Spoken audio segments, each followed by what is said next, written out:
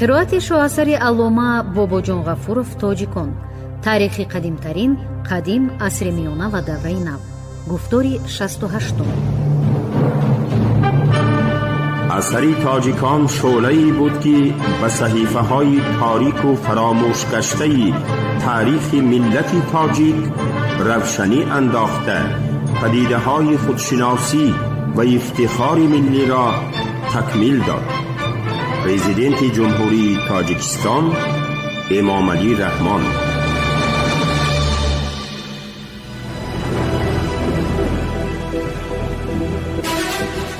خلق تاجیک در عصر 11 ابتدای عصر 13 دولت غزنویان، قره‌خانیان، غوریان و خوارزمشاهیان.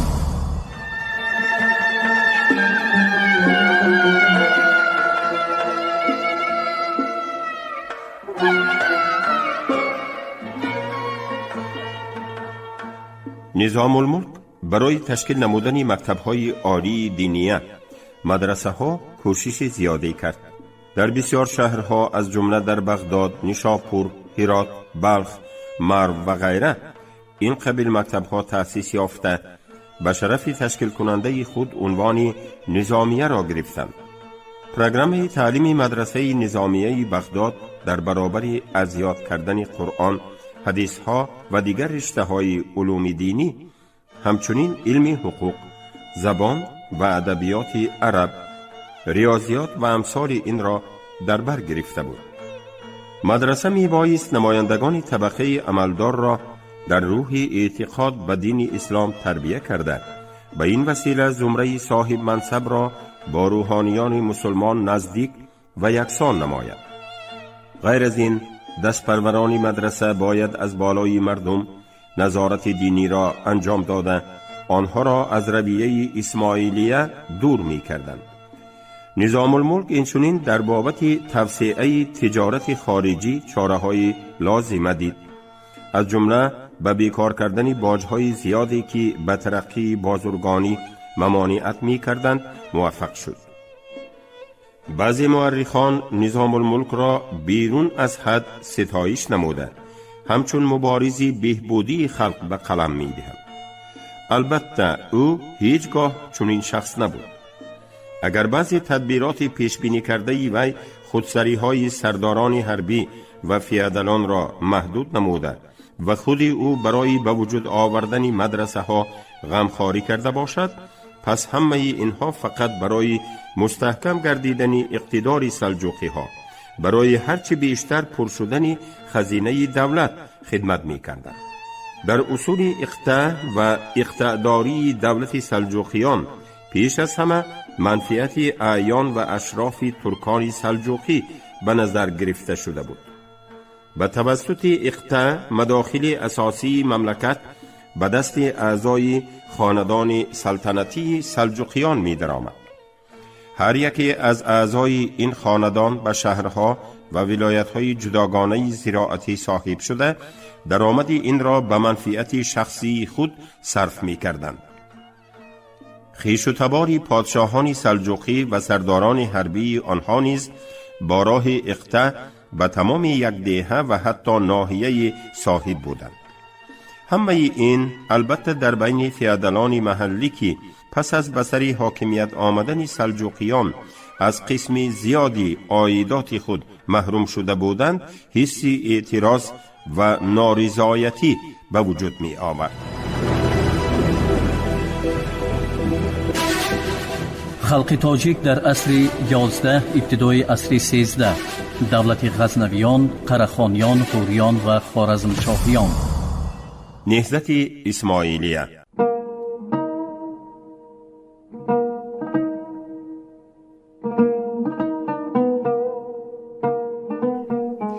نهضت اسماعیلی ها تقریباً مدت 400 سال در تاریخ آسیای میانه و ایران رول کلانی بازی کرد. انگلس نوشته بود: اپوزیسیون رولوسیونی نسبت به فئودالیسم در تمام دوره عصرهای میانه موجود بود. این اپوزیسیون مطابق شرایط زمان گاه در شکل تصوف، گاه در شکل بدعت آشکارا و گاه در شکل شورش مسلح ظاهر می شود. همین این سه شکل را در مرحله های گوناگونی نهضت اسماعیلیه می توان مشاهده نمود. در عصر هشت اسماعیلی ها طرفداران امام اسماعیل که هفتمین اولاد علی و فاطمه بوده از طرف پدرش جعفر صادق مردود گردیده است، یک فرقه خردی صوفیه شیعه را تشکیل می کردند. در آخر عصر نو هنگام شورش قرمطی به اسماعیلی ها میسر شد که در مغرب حاکمیت سیاسی را به دست درآورند و رهبریت فرقه اسماعیلیه قریب 200 سال در سر دولت پر اقتدار فئودالی خلافت فاطمیان که پایتخت آن مصر از سال 974 بود قرار گرفت. در عصرهای 10-11 اسماعیلیه همچون جریان بدعت‌آمیزی به مذهب سنی اسلام مخالف در سراسر شرق میانه خصوصا در آسیای میانه و ایران پهن گردید. اسماعیلی ها از فلسفه یونان استفاده برده سیستمی تام تعلیمات راسیونالی را انکشاف می دهند و به این وسیله ضیاییان بسیار متفکران و خادمان برجسته دولتی را به طرف خود می کشند. در خراسان و ماوراء النهر که از مصر تا به اینجا راه یک ماهه کاروانی است، خلیفه های فاطمی را حاکمان جاری کننده عدل و انصاف در روی زمین نامیده. اکثریت مردم به این مکر واعظان اسماعیلی باور می کردند. در آخر عصر 11 اسماعیلی های آسیای میانه و ایران از خلافت رو به تنزل نهاده فاطمی علاقه خود را بریده حسن ابن صباح را سردار خود انتخاب نمودند. در اصفهان، ناحیه قزوین و دیگر ولایت ها شورش خلق و عمل آمد. اسماعیلی ها در ناحیه قزوین دولتچه خود را تأسیس کرده قلعه علموت را پایتخت قرار دادند. آنها یک قطار قلعه های اشغال کرده خود را به تکیهگاه مستحکم تبدیل داده تشکیلات مخفی تروریستی بر ضد حاکمان سلجوقی نگرانیده شده را برپا کردند. فداییان این تشکیلات به چست و چالاکی و جسارت نام برآورده بودند. آدمان منسوب به اعیان و اشراف از خنجر فدایی اسماعیلی چنان می ترسیدند که همیشه از تگ جامه زره پوشیده می گشتند. ماه اکتبر سال 1092 نظام الملک به دست تروریستان اسماعیلی کشته شد. اسماعیلی ها بعدتر سلطان سنجر را هم به درجه ترسانیده ماندند که او فکری به قلعه های اسماعیلی هجوم کردن را تماما از سر خود دور کرد. طبیعی است که نهضتی در عصرهای 10-13 در شرایط جمعیت گوناگون طبقه و گوناگون صنف فئودالی جریان یافته اسماعیلیه از جهت صنف و طبقه یک رنگ نبود. قوه اساسی جنگ زنجی ها و شورش قرمطی ها اول غلامان زنگی، ثانی دهقانان بیزمین و طایفه های کوچمنچی بدوی بودند. اما فتوحات این دوره طبقه های اشراف را، مثلا اشراف غلامدار را در دولت قرمطی بحرین و اشراف فئودالی را در دولت فاطمی های مصر نیز استفاده نمود. در تمام حرکت اسماعیلیه عصرهای 9-11 پدیده های اعتراض اهل مهنت، اعتراض طبقه های پایین شهر را از نیرنگ بازی های طبقه های بالایی اشراف که دائما مردم را فریب می دادند باید فرق کرد. در نهضت اسماعیلیه جریان های گوناگون وجود داشتند. در آوان شورش هایی که عامه وسیع دهقانان و کمبغلان شهر اشتراک داشتند، شعارهای مزدکی برابری مالکیت و عدل و انصاف، اعتراضهای ضد ظلم و استبداد پیدا می شدند. در وقتی همچون جمعیت مخفی موجودیت خود را نگاه داشتن تشکیلات اسماعیلی و مقرر گردیدن یک چند درجه آگاهی از نظریه اسماعیلیه، فلسفه راسیونالیستی به آن راه می‌یابد. تعلیمات اسماعیلیان عموماً به مقابل حنفیه اسلام بود که در عهد حکمرانی سلجوقیان نه فقط شرح و بسط آزادانه قرآن و مسئله های الهیات را، بلکه همه گونه تحقیقات علمی، حتی تدقیق ریاضیات، هیئت، طب و امثال آن را منع کرده بود، یک شکل اعتراض به شمار می رفت. جهت‌های پیشقدم و پیشرو ایدئولوژی اسماعیلی عصرهای 10-11 را باید تاریخاً کنکریت در زمینه واقعیت بی‌امانی دور معین کرد. مردانگی واعظان اسماعیلی شایسته تحسین است. آنها دانش خود را از جمله علمهای عقلی و دقیق را به تعقیبات وحشت‌انگیز نگاه نکرده تبلیغ و انتشار می نمودند. رول اسماعیلیه عصرهای 9-11 در بابت نگاه داشتن عنعنه افکار آزاد به غایت کلان است.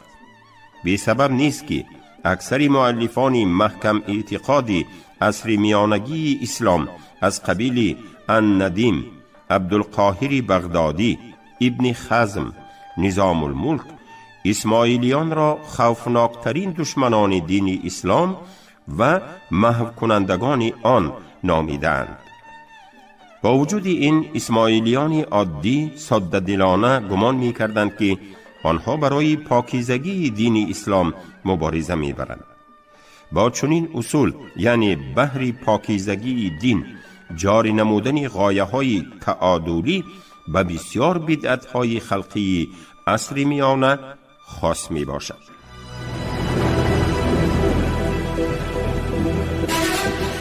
خلق تاجیک در عصر 11 ابتدای عصر 13 دولت غزنویان، قرهخانیان، غوریان و خوارزمشاهیان.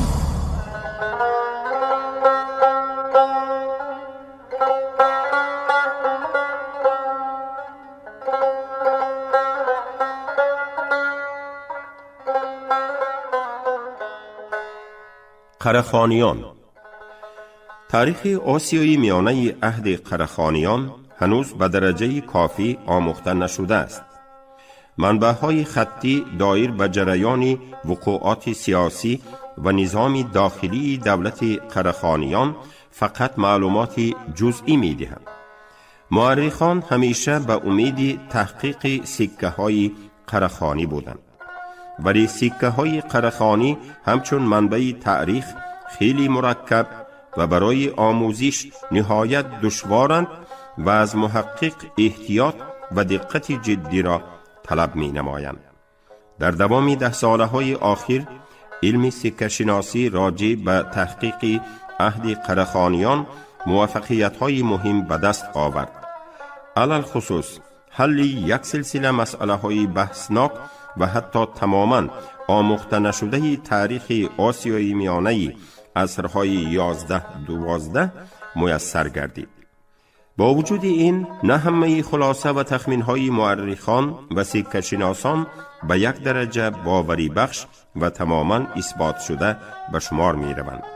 در این بابت حالا کارهای بزرگ، بسیار کشفیات‌های تازه و تجدید نظری بعض عقیده ها در پیش است. در بین تاریخ سیاسی قرهخانیان ما به اثرهای مشهوری برتولت که بهترین نمونه تحلیل انتقادی اخبار و معلومات نامنظم و ضد یکدیگری سرچشمه‌های خطی می باشند استناد نمودیم. همچنین بعضی خلاصه های اعتماد بخش سکه شناسان که به صحیح و مکمل شدن مدرک های منابع خطی امکان میداد مورد استفاده ما بود. پیدایش خود سلانه معلوم نیست. نامی در علم قبول شده آن قرهخانیان و گاه‌ها ایلاک‌ها تماما شرطی بودند. مورخان عصر 11 از 2 عنوان معروف قرهخان و ایلاک گرفتند. ظاهراً هستی اساسی دولت قرهخانیان را قبیله های ترکی یغما و چگیلی تشکیل می کردند که در نام و لقب‌های دوره ظهور قره‌خانی بیشتر دچار می آیند. اولها لقبی از همه عالی ارسلان خان، ارسلان شیر، نشان قبیلوی چگیلی و بغرا خان، بغرا شترنشانی قبیلوی یغما حساب می شد. تخمیناً از میانه های عصر 10 اسلام دینی دولتی قره‌خانیان گردید. در وقت آغاز اصطلاح آسیایی میانه مقام اساسی را در بین قره‌خانیان علی و حسن بغراخان اشغال می کردند. چنان که در بالا ذکر کرده شد، حسن بغراخان سال 992 به یورش ماوراءالنهر سرداری کرده، سپس نصر ابن علی این ولایت را کاملا تصرف نموده بود. این دو خاندان، یکی اولاد علی علیان و دیگری اولاد حسن حسنیان، هنوز در آخر عصر 10 نفوذ و اقتدار زیاد پیدا نموده ملک‌های کلانی را صاحبی می کردند. در این دوره عموماً دولت قره‌خانیان به چندین املاک تقسیم شده، حدود آنها همیشه تغییر یافته می ایستاد. صاحبان املاک حقوق و امتیازهای کلانی داشتند. آنها می توانستند حتی به نام خود پول برآورند. ملکداران خرد هم املاک و هم املاکدار را عوض می نمودند. علاقه تابعیت سرزینه بود. تاریخ سیاسی این دوره پر از حوادث جنگ و تلاش‌های بین خودی می باشد. در وقتهای اول امتیاز سیاسی به جانب اولاد علیان بود. پس از اصطلاح ماوراءالنهر آنها به سرزمین بزرگ صاحب گردیدند که در غرب و جنوب قد عمودریا با حدود دولت غزنوی طول می کشید. در شرق برادری نصر توگن خان قاشقر را به دست درآورد. در این آوان سرداران سلاله گاها از بین نمایندگان گوناگون خاندان علیان هم خواسته شدند. ولی دیر نگذشته کار خاندان دیگر یعنی حسنیان نیز بالا گرفت. آنها از طرف شرق به علیان فشار آوردند. بر طبق معلومات سکه ها پسر حسن بغراخان یوسف قدرخان در سال 1005 توگن خان را رانده قاشقر را صاحبی کرد. تدریجاً خاندان حسنیان چنان اقتدار پیدا کرد که پس از فوت پسران علی عنوان افتخاری و لقب‌های عالی سردار سلاله به آنها نصیب گردید. از سال 1026-27 سردار قره‌خانیان یوسف قدرخان بود و در مناسبت‌های دیپلماتی با دیگر دولت‌ها نیز او با همین صفت برآمد می‌کرد. پس از مرگ او سال 1032 پسرش سلیمان لقب ارسلان خان را گرفته به سر حاکمیت آمد و سردار قره‌خانیان گردید. مرکز املاک خصوصی او شهرهای بلساغون و قاشقر بودند. برادر او محمد با نام طغراخان که لقب اهمیتاً دوم به شمار می رفت حاکمیت خود را در اسفجاب و تیراس برقرار نمود. پس موفقیت این خاندان فقط در اعتراف ظاهری سلاله‌داری آنها افاده نمی یافت. آنها به تدریج علیان را طرف بیشتر تنگ کرده برآورده ولایت‌های نو به نو را صاحب می شدند. حتی فرغانه که ملک اصلی علیان بوده، شهر اوزگند آن پایتخت فاتح ماوراءالنهر نصر ابن علی حساب می شد، به تحت تصرف یوسف قدرخان و خصوصاً دو پسری او سلیمان ارسلان خان و محمد بغراخان داخل گردید. ماوراءالنهر فتح کرده نصر ابن علی هم به اختیار حسنیان گذشت. بخارا و عموماً تمام ماوراءالنهر مرکزی را هنوز سال 1025 علی تیگین برادر یوسف قدرخان زیر دست کرده بود. هر دو برادران با هم مراسا نمی کردند. قدرخان ظاهراً از افزودن نفوذ علی تیگین می ترسید. پادشاه غزنوی سلطان محمود هم از او خوف می برد. بنابراین آنها با هم زبان یک کرده سال 1025 یک جایه به ماوراء النهر هجوم کردند. ملاقات های دو پادشاهی معروفی آن وقته که با ضیافت های با شکوه و انعام های گرانبها صورت می یافت، با قراری از علی تیگین به فایده قدرخان کشیده گرفتن ماوراء النهر و پیوستن رشته اقربایی انجام پذیرفت، ولی این هر دو قرار هم عملی نگردید. سلطان محمود آنقدر قوت گرفتن قدرخان را هم نمیخواست. علی تیگین با سالهای دراز در ماوراء النهر حکم رانده عنوانی با دبدبه تمغاج بغراخان را قبول نمود و نسبت به خویشاوندان خود تماما مستقل گردید. عجیبش این که غزنویان در دوره‌های من بعد هم از علی تیگین خیلی در خوف بودند.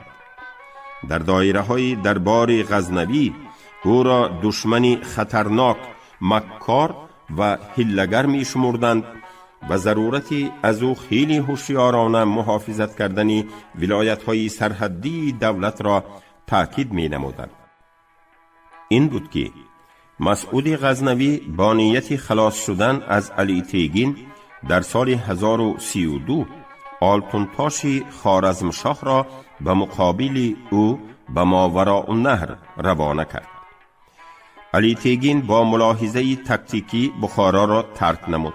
آلتونتاش شهر را اشغال کرده باشد هم محاربه اساسی در جای دیگر به وقوع پیوست. به آلتونتاش زخمی مرگاور رسید. مجبور شدند که با علی تیگین معاهده بسته قشون خوارزمی را از ماوراء النهر برآورند. علی تیگین همیشه در دل خود نیتی از غزنویان زده گرفتن بعضی ملک‌های ساحلی امودریا را می پرورید. او در شخص هارون خوارزمشاه که از غزنویان رنجش داشت اتفاقچی خود را پیدا نمود، ولی به عمل آوردن این نیت به علی تیگین میسر نشد. دیری نگذشته سال 1034 او وفات کرد. هجومی متفقانه را پسران او به عمل آوردند. آنها ولایت چغانیان را ضبط نموده ترمیز را به محاصره گرفتند، اما به سبب کشته شدن هارون از طرف قشون خوارزمی حمایت ندیده مجبوراً پس گشتند. پس از این مناسبت بین فرزندان علی تیگین و مسعود غزنوی در ظاهر گویا درست شد. در تمام این دوره طولانی پیروزی‌های بزرگ سیاسی حسنیان که از شرق تا غرب سراسری سرزمین‌های دولت قره‌خانی را به زیر فرمان خود درآورده بودند، در منبع‌های خطی راجع به علیان تقریباً چیزی به نظر نمی رسد. چنانکه از سکه ها معلوم می گردد دو پسر نصر فاتح ماوراء النهر محمد و ابراهیم فقط صاحب ملکی ناحیه های خردی بودند، در عین زمان به کدام یک عضو عالی مقام سلاله نسبت تابعیت هم داشتند. اولها وضعیت محمد ابن نصر که در منبع‌های خطی با نام عین الدوله مشهور است خیلی بهتر بود. او چندی از شهر و ناحیه‌های فرغانه، بیشتر اوزگند سابق پایتختی پدرش، بعضن اخسیکت، خوجند و بعد قوبه را صاحبی میکرد، ولی قریب همه وقت در سکه نام صاحب دولت خود را ثبت می نمود. در سالهای 40 عصر 11 مقام نمایانی را در عرصه سیاست ابراهیم ابن نصر اشغال می نماید. او در آوان جوانی لقب خاکسارانه بوری تیگین را گرفته ملکی میده‌ای داشت و یک وقت حتی به دست پسران علی تیگین اسیر هم افتاده بود. از اسیری فرار کرده نزد برادرش به اوزگند رفت، ولی با وی مراسا کردن نتوانست. نهایت سال 1038 قوشون جمع کرده به ولایت‌های ختلان، وخش و بعدتر به چغانیان حمله ور شد. هرچند این ولایت‌ها در دایره نفوذ مسعود غزنوی واقع گردیده بودند، به سبب اندرمانی و مبارزه ضد سلجوقی‌ها مجبور شد که به تاخت و تاز بوری تیگین در ولایت‌های خود تن دهد. غیر از این، او همین را هم به نظر می گرفت که عداوت بین بوری تیگین و قرخانیان ماوراء النهر پسران علی تیگین از این سو او را خاطر جمع کرده ضرورتی در دو جبهه مبارزه بردنش را از بین می بردارد. ولی ولایت‌های نزد دریای امو برای بوری تیگین فقط همچون موضع موافق عملیات‌های آینده او خدمت می‌کردند. او از همین جا اصطلاح ماوراء النهر را سر کرده با سرعت تمام به حصول مقصد موفق می‌شد. بی سبب نبود که بعد پیروزی نخستین در مبارزه ضد پسران علی تیگین او لقب خود را عوض کرده به جای بوری تیگین عنوان دبدبناکی تمغاچ بغراخان را گرفت که آن را پیشتر در ماوراء النهر علی تیگین داشت. غیر از این او عنوان افتخاری مؤید العدل را هم که پدر و برادرش داشتند صاحب شد. تا سال 1041 تمام ماوراء النهر به قلمروی او درآمد. مسعود غزنوی که در محاربه نزدیکی دندانکان سال 1040 از سلجوقی ها ضربه سخت خورده بود، با این همه بالاروی های ابراهیم ابن نصر راضی شده حتی با مقصد دلگرم کردن آن و در شخص او پیدا کردن اتفاقچی خوب برایش تحفه و انعام ها فرستاد. ابراهیم تمغاچ خان سیاست مستقل خارجی خود را جاری نمود و صاحب دولتی قرخانیان شرقی را اعتراف نکرد. در عهد او در ماوراء النهر دولت مستقل قرخانیان کاملا تشکل یافت که مرکزش سمرقند بود. دیر نگذشته در آغاز نیمه دوم عصر 11 ابراهیم ابن نصر فرغانه را هم که در تحت تصرف قرخانیان شرقی بود اشغال نمود. سیاست داخلی ابراهیم تمغاچ خان نیز خیلی شایان دقت است.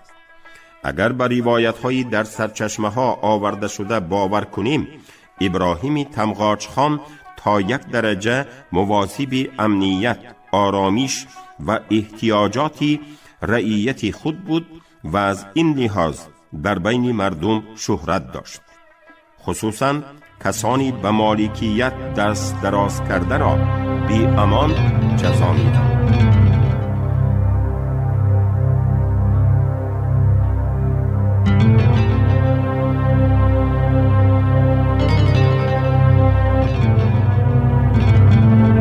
شما گفتاری 68 را از کتاب علامه باباجان غفورов توجیکون شنیدید. عبدالرشید خوجمقولов خوند. کارگردان شیرعلی نغزلی.